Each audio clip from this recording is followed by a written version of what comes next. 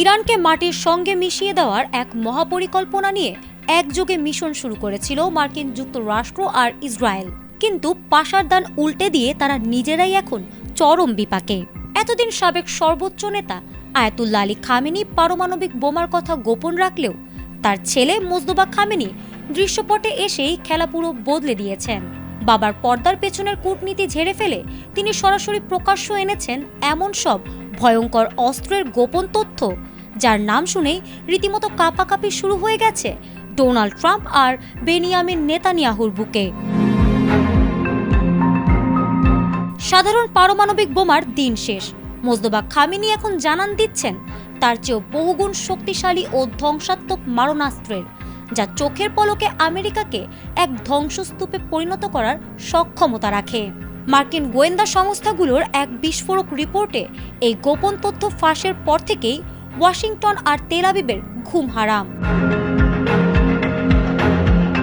সাবেক সর্বোচ্চ নেতা আলী খামেনি যেখানে পারমাণবিক অস্ত্রের বিরুদ্ধে ধর্মীয় ফতোয়া জারি করে বিশ্বকে শান্ত রাখার নাটক করতেন, মোজতবা খামেনি সেই পথে হাঁটার পাত্রই নন।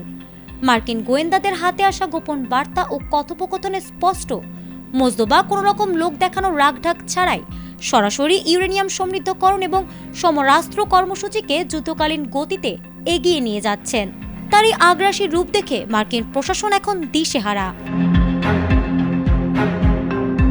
জো বাইডেন প্রশাসনের শেষ সময় পর্যন্ত ধারণা করা হয়েছিল ইরান হয়তো সাধারণ একটা পরমাণু বোমা বানাচ্ছে, কিন্তু মোজতবা খামেনির মূল লক্ষ্য আরও সুদূরপ্রসারী এবং মারাত্মক।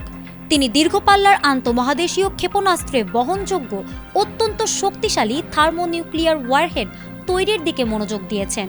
এই সমরাস্ত্রের ক্ষমতা এতটাই যে এটি সরাসরি ওয়াশিংটনে আঘাত এনে পুরো আমেরিকাকে এক নিমিষেই ধ্বংসস্তূপে পরিণত করতে পারে। এই তথ্যের পর থেকে ইসরায়েলি ডিফেন্স ফোর্সের শীর্ষ কর্মকর্তাদের কপালে চিন্তার ভাঁজ পড়েছে।